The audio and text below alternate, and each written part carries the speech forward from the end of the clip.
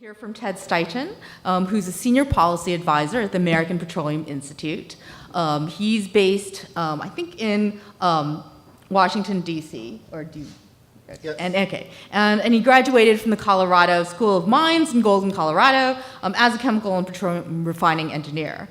He's worked for a long time exclusively on environmental health and safety issues for the chemical and energy sectors, and he brings 30 years of experience to this. Before joining the American Petroleum Institute in 2002, he worked first for a major chemical company in manufacturing facilities in Texas and New Jersey, and then he joined a large integrated oil and chemical company in a corporate role. He's worked on a number of sort of regulatory and policy issues at the American Petroleum Institute, and he's also an expert at the National Ambient Air Quality Standards.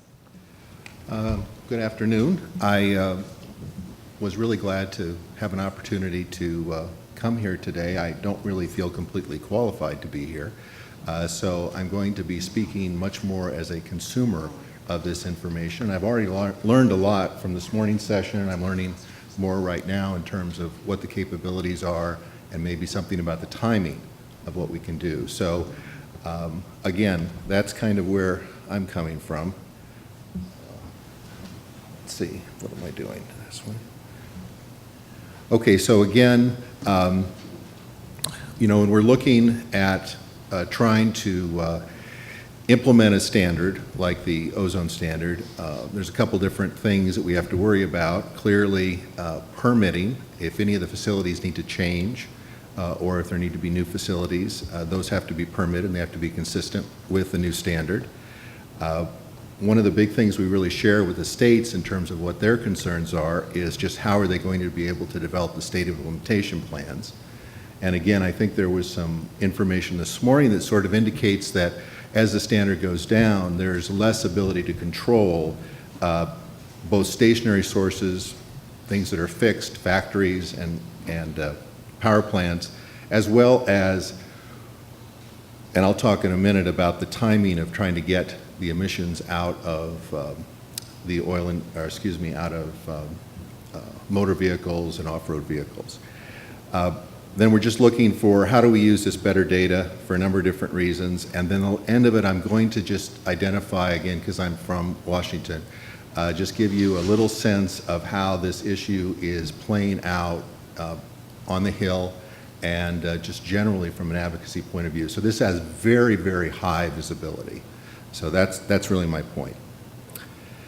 Okay, again, in terms of interest in satellite data, I'm talking about permitting, emission inventories, compliance feasibility, and again, I think one of the big issues that's come up out of this latest round and what probably had a little bit to do with where the standard ended up was the confusion about what role background plays and how it really fits into the ability to comply with the standard. Again, there's a lot of information in terms of episodic events that could make you think that it's possible that you're going to have background concentrations that could actually exceed the standards occasionally if you have a low enough standard. The exceptional events is a really key issue, and this is, there was a little discussion about this morning, and this is one place I think we're very, very interested in. Again, when the states are looking at their compliance, the issue is, should they or should they not be penalized if there's a wildfire in Idaho that is causing a problem in Wisconsin? And again, that's a decision that's been made to at least look at that, and that's referred to as exceptional events, and what really should be an exceptional event. And the ability for them to track that and to show that that's actually what's causing an exceedance in an area needs to happen fairly quickly. So we have to look at how we can get more contemporaneous data. And then again, this may be a decent application fairly, now in terms of trying to identify exceptional events. And then just simply compliance determination. Again, that's probably further off, but in terms of the ability to actually look down, and you were talking about it, look down on individual sites, that's going to be an issue as well. Again, I don't need to go over this. We know the new ozone standard is 70 ppb. And And again, there were discussions about, that this has been successful, this program's been successful. I just am focusing in on the last bullet here, which is, more than 90% of the areas originally designated non-attainment in 97 have now met it. But that, of course, does mean that 10% have not. And there is this conversation about when you look at the South Coast, life goes on there, but it's going to be in a non-attainment for a long time. And what does that perpetual non-attainment look like? How does that affect the economies in those areas and the quality of life for people that are living there? Implementation timing. And again, this is again, the Clean Air Act is very specific about when you need to meet the standards depending upon your design value, for any individual area, that 3-year average, fourth highest. And if you're at a certain level, you're going to be, if you're not too bad off, you're going to be marginal. If you're a little worse off, you're going to be moderate. And again, this is why when you get to like extreme, which is at the top of that, that's why Los Angeles has so much time. But the key deadlines that are coming up now, again, EPA will designate the actual non-attainment areas and obviously give them a classification in basically 2 years from now, late 17. And then compliance from the marginal areas occurs in 3 years, and then the moderate areas are 6 years out. And again, these dates come from the 1990 Clean Air Act. And again, obviously that was before we even had the 97 standard. So there are some issues about whether or not you can really make things happen in that sort of time frame now, as we have often, removed all the low-hanging fruit. And one thing that happens we just have seen this happen recently. We just had to looking at the marginal areas for the 75 standard, which is the 2008 standard. They just had to look at attainment of those, and about a third of them met it, and about a third of them went into essentially probation, where they basically have another year, and then a third of them had to be bumped up.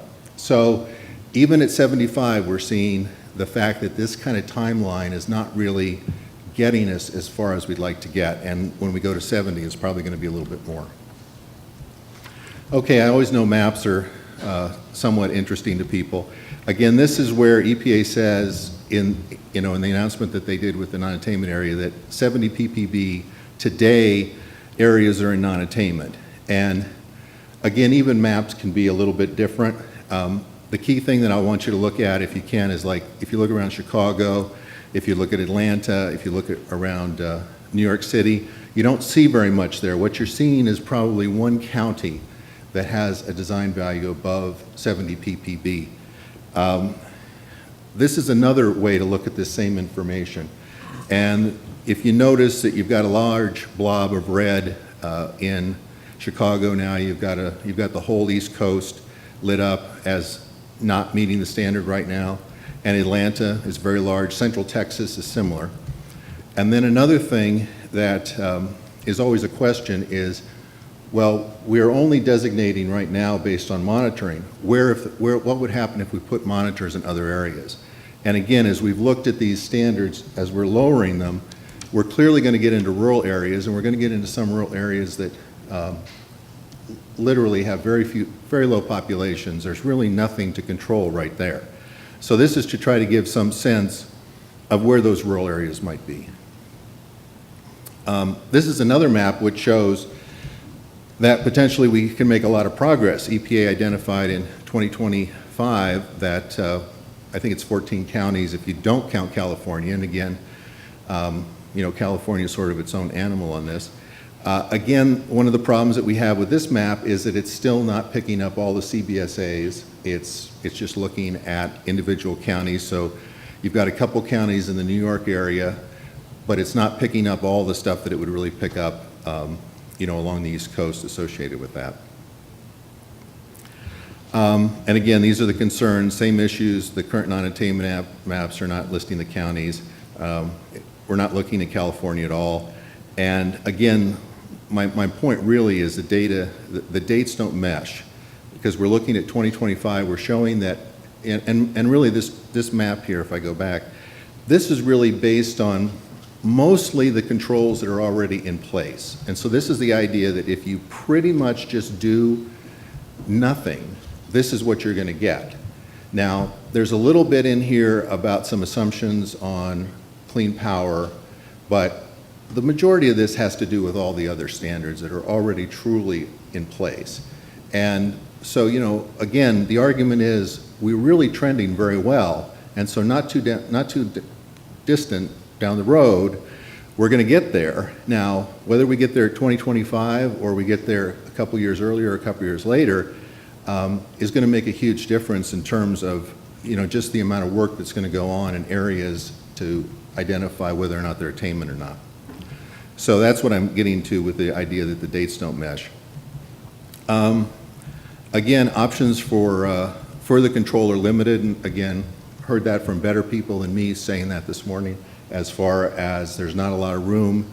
If you look at these background emissions, that's making it a little bit more difficult. There was a graph there that showed that actually, you know, sometimes your background is going to be larger. It's going to at least be the plurality of the emissions if you compare, you know, what you have from the other sources. Much of the reductions for on and off-road vehicles, you know, those are going forward, and it's really this issue again that came up, that it really is all about fleet turnover. How quickly are people going to either, if you're a business, are you going to get a new truck, or are you going to get new cars?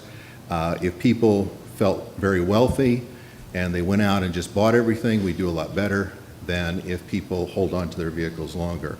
And we've done a little bit on this, and it looks like, I think Colorado did some particular stuff where trying to see if it's really coming up, if that turnover is the same as what we expected it to be.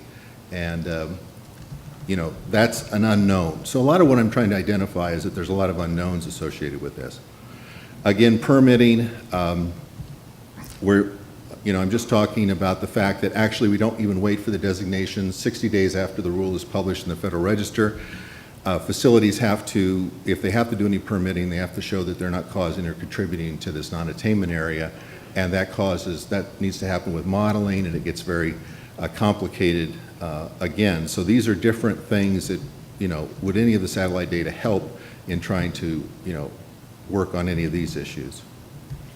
And this is just a plot of some information that was done from 2011 inventory, and it's an, you know, again, modeling people know more about this than I do. But the point of this is that this has been used and looked at in Texas to indicate that, you know, perhaps as much as 50% of the emissions in some parts of Texas are from, you know, the boundary conditions or outside of wherever it is that you're actually modeling. And, you know, there could certainly be a conversation about whether boundary conditions and background are the same thing, or how much they're the same, or when they're the same. But you're seeing sort of a move towards people thinking of background conditions, and again, people that aren't necessarily scientists, as, you know, a major concern, you know, with whether or not you're ever going to meet these standards. And again, we've got issues with, you know, we've got source apportionment. We can get from these models, you know, whether these emissions are coming from Texas, or they're coming from, you know, nearby states, or they're coming from further away. And we can identify, at least the models are giving us information about whether it's coming from power plants or whether it's coming from mobile sources. Is any of that really true? I don't know. We'd like to know that, because that's going to really direct our plans. And again, this is just another way of showing a graph for a particular area in Texas, which is just identifying that these so-called boundary conditions from the south are representing 25% of all the emissions, which is essentially the same as what we're saying are coming from motor vehicles and non-road sources. So, you know, again, can you make policy based on this kind of information? And then really, I just wanted to go with compliance, feasibility, and again, you know, in the role that I have, it's like I'm working with the member companies and, you know, trying to sometimes facilitate working with EPA and the state regulators and what they're doing. And one of the things that's very concerning to the members is their remote sensing of any kind is a big issue. And, you know, as the technology is improving, it's going to happen. There's no doubt about it. And the only concern with any of this is when we're looking at the quality of the information, do we have anything around the uncertainty associated with it? So again, when we talk about satellite, again, I heard a lot of good stuff about where we're not quite there yet, but I'm hopeful as well that there's ways we could get that information. And then again, the other thing is we just wanted to identify that in terms of the ability to meet these standards, it's not necessarily just a problem in the West. So again, I'm going to just kind of move on. There's this SIP development. We have a number of issues with that. Again, is that going to get used, and how can it be used? Exceptional events, again, I kind of went over that, tracking those sources, and you know, again, it's contemporaneous. How do we make it transparent so everyone can see the information, so you know it's clear what's going on? And then this is really what I was talking about in terms of compliance determination. So I just wanted to shift gears for a second and give you a flavor. I don't think Wisconsin saw the barrage of ads that went on associated with the ozone standard. I don't know, perhaps there were some. But one of the last ones that was done, which obviously inside the Beltway, you know, there's about 14 people that you want to try to influence, and so, you know, 4 million people see the ad. But the point is that they were really looking at global air pollution. It's a high profile. So this is an issue advocacy TV commercial, which API did not do this. But it's referred to is, what are we really getting from China? And so this works really well in the political sphere because there's, you know, Chinese or xenophobia is always a key image. People liked and disliked, China. And so in this ad, there's at least 4 or 5 times where we're talking, are we importing Chinese pollution? We have a bad picture of Shanghai, and it's like, is this what we're going to get? Are those Chinese people giving us this pollution?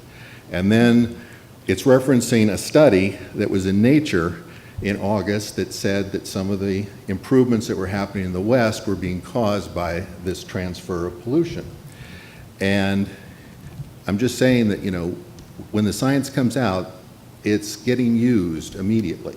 So this was all about trying to hold the standard the same. Now, when you look at what the role of background is with setting the standard, the only real role of background with setting the standard is what it has to do with what the health effects are. Because you're looking at, obviously the ozone standard is a health effect standard, and so background is really an implementation issue generally in terms of whether it's possible. There is an element though of background, which is that if you assume there's some sort of a threshold of health that you cannot improve people, if people are going to be exposed to an average of 25 ppb, trying to say you're going to lower the ozone standard and get it below 25 is not going to happen, really. But again, I'm just trying to point out that that's getting muddled. That issue is getting muddled. So, and I don't have any firsthand knowledge, but I really do think the decision to go to 70 had something to do with the confusion around background and attainability. And it was certainly an easier lift, for the administration to pick 70. And there actually was moves, not by EPA, but by others in the administration at the last minute to try to bring it down a little bit. So, that's what's going on with that, and background is a big deal. And I just brought this up because this cracks me up that this was something I found on YouTube. I'm sure I watch YouTube too much, but and I don't know, maybe this was a setup, but this is a news broadcast out of Southeast Texas, and they're having an ozone action day, and they just happen to pick on this grandfather that's at this water park, and this guy is really spouting the fact that, it doesn't matter what we do about ozone, as long as we have countries like China and Russia and India pumping tons and tons and millions of tons of pollutants into the air daily, there's nothing we can do about it. Now, obviously, someone's conflating issues around climate change issues and those with ozone. But again, this person actually sounded to probably the listeners in that area that he knew something. And it is very interesting that, that kind of message is getting out there. So this idea that this pollution we have in the U.S. is coming from somewhere else is definitely a political reality among a certain class of people. And so probably the more we know what's real, the better off we are. Thank you. Thank you so much.